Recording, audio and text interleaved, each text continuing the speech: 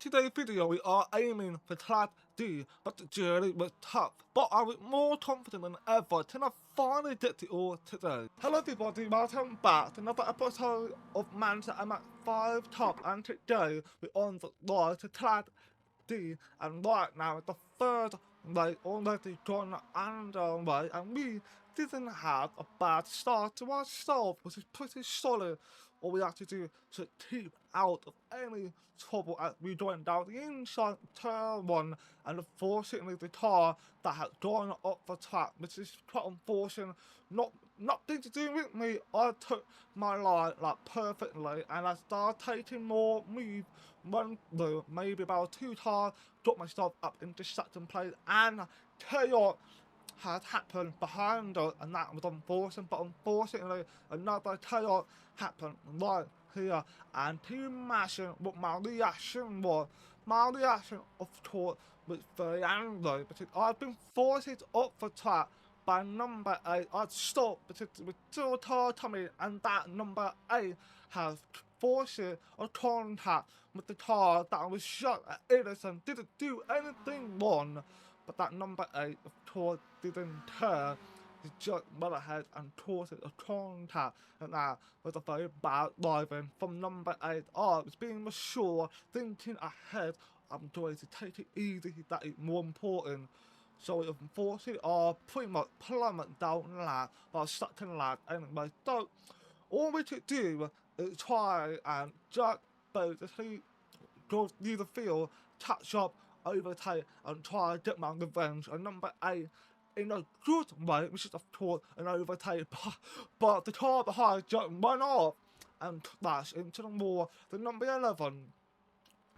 I have no idea what happened there. I have no word to describe what happened there.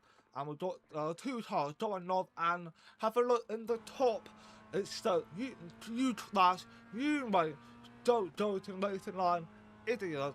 I am assuming they are talking about number 8 or someone else that crashed in the more recently. I'm not sure who they are talking about, but I'm assuming number 8 is the only one I've seen going off the track, and they came back on in a bad way.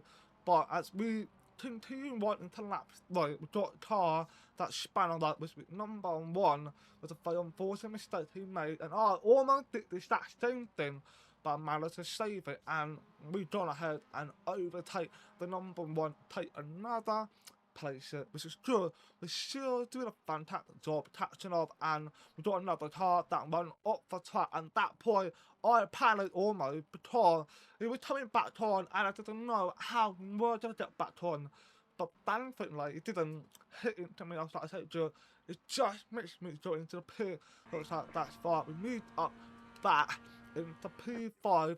I was like, perfect. This is on the covering ride. We are now in top 5, which means we should be able to gain a safely racing point. But in lap 7, continuing, same photo, try to stay smooth and just get the car home. We're still in P5 with 4 incidents. Point, and the car behind number 1 who span off in the exact same place that unfortunately did the same thing again.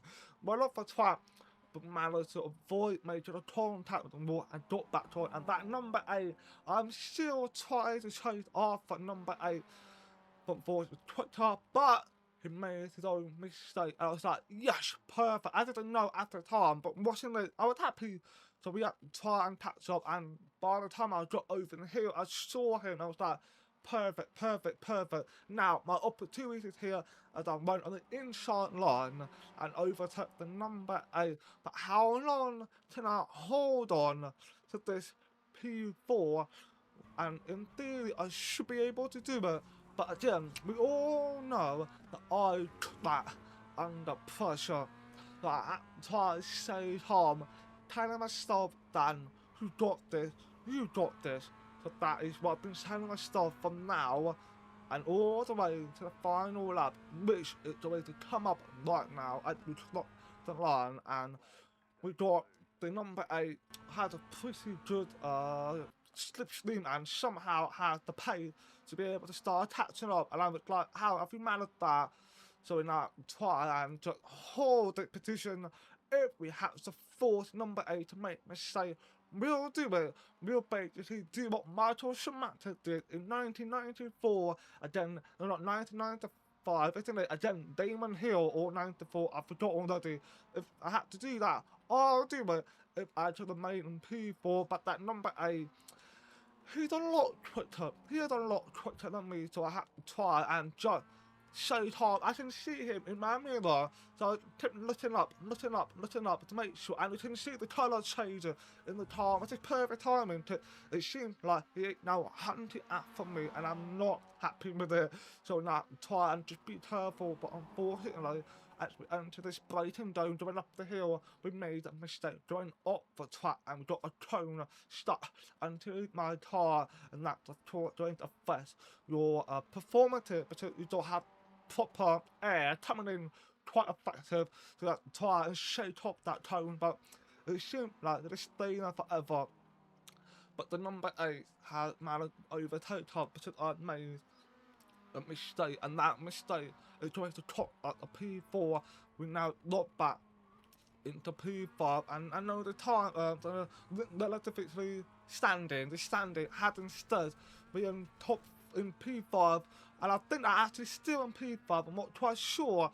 There's still a bit of a thin lane in both of those things, which is annoying, but now going to stop the line to finish the race in P5, and that is very annoying, but again, still in top 5, and we got 7 incident points, and we managed to increase our safety rating 0.09. But the last rate of episode, the moment of the truth, can I finally get into Class D. So we got going with this second race. That narrow car was, I think, number 8, if I read that correctly. Now in the lead, we got number 4 and 11 are going side by side, and I had, tried to basically be cautious to, if I can finish top 5, but then we move up, but that is something I won't be able to achieve. And we got that car on the left, forcing up a little bit, trying to do something I didn't care. And that number 6, not 8, the leader has spun, and same again, that number 5 made a dumb mistake, which you can see we watched the replay, span off, and that was unfortunate. But later in the next corner, big crash with number 1 and number 4, and everybody run up the track just to avoid a collision. But it all worked there because I managed to move up into P2, and I'm very, very happy. I was supposed to be in P3, that blue car was ahead, but it took longer to get back on. I was quicker, so I went stay on and get stuck in for the second plate, and there was still fine to go on, going up the hill and over, and now we got blue and dark blue, white and black. Forgot the number already, they are bunched up, they're going to be 485 for third place, but unfortunately that black car had run up the track. I was on board with the dark blue, watching the number 4 having a really nice launches forward try and gain the momentum to shake down the next car, and if it's gonna be worth it, we'll find out. They all don't lose safely, that's good, we all know, right? But the last, there was the car that went straight down into the bottom, and that didn't happen right now, so that's good. But the fight still going on in second place, and the leader, of course, we both kind of started one away, so it's good. And now we've got the blue car, and for some reason that dark blue brake way too early, which is very weird to see that car brake early. I think he should have not done that. I think he should still be able to hold the play fairly easily, but made the contact with number 4, isn't it, or number 1. They all went off, and now that dark blue car, cars have locked the plate, that black car gave the plate into P4, and that blue car is now up into third place, and still chasing down the leader. And the fun fact about this one is I'm actually a lot faster than the leader, not me being cocky or anything, it's just what it was. But the problem with me being faster was the consistency with my laptop. but the only difference that made the leader, D'Angelo, was more consistency with his lap time. So we find out what is my lap time compared it with the leader. We'll see what is the difference with the lap time. And of course, I'd like to take a quick moment to talk about things that of course we like to try and get the track deal because we want to drive a Toyota GR86. That's the car I want to drive so badly. But before we move forward, behind us, that dark blue car, for whatever reason, went deep and made its own mistake. It should have come out without, losing places. It technically didn't even do any gain or any play, whatever. But he had a lot of time. He had a lot of the time. But now we checked out the leader. We can see the leader is 2 times faster. But that was not the fastest lap I was talking about. It's actually this lap I managed to have a lot more faster time, which is really good.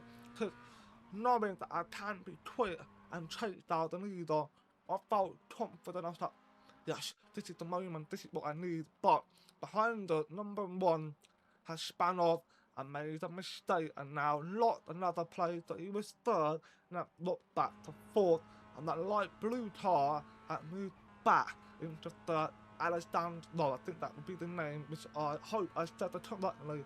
But now coming into lap 4, we clocked the line, and let's check this the time. In 1 minute 38.6, we have managed to get the faster time, 6 times faster than the leader, or is it 6 times? I think it's 6 times faster than the leader. That was good, but again, being the fastest, basically having fastest lap doesn't mean you are fat. It just means you're fat over 1 lap. But how much can you keep doing that for multiple laps? The only way you can actually catch up cars is that you need to be a consistency with your lap time that is faster than the car that is ahead of you. But for that made my mistake, which now gave me 4 into the point, and that shot, and I had to deal with it. And to be fair, despite having 4 into the point, we know that Shape United is still be able to draw up. It depends where you finish, what is XOF. I think the XOF in this race over 1,132 if I'm trying to, that it's hard to beat one, isn't it? So we can still improve as long as we finish second place. And we had another draw off attack again, which means it's 5 into the point. But in lap 5, we did it again. Went off the track and now got 6 into the point, and I think you can guess what's happening right now. The pressure is getting to me because I'm telling myself 2 things. 1, Dan, you need to catch the leader, be quick. 2, we are very close getting to Class D, but I need to keep it together. Those 2 things were going on in my head, but in the final lap, out of turn 16 is 17A, now in turn 17, we're now on the final slash. We are about to top the line to take second place, but will that take me over to Class D or not? Let's find out what is going to happen. Yeah, I am now promoted. I have been promoted to Class D in iRacing, and here we go. We made it through to Class D. It's time for Toyota GR86 and Motorsport racing in production car.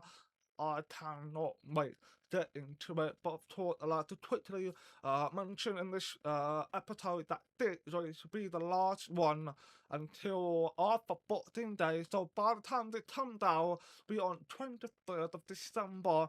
Then we've got 24th, 25th and 26th. I will be releasing videos on those days as I'm going to celebrate Christmas with my family.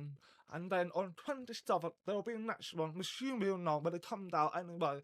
So, to recap, after, I think, 5, 6 episodes, after 15 racing I've done in sport car, we made it into Class D. We have finally done it. We now get to drive my favourite car, which I've done it once with the Toyota GR86, but I did it back with the AI.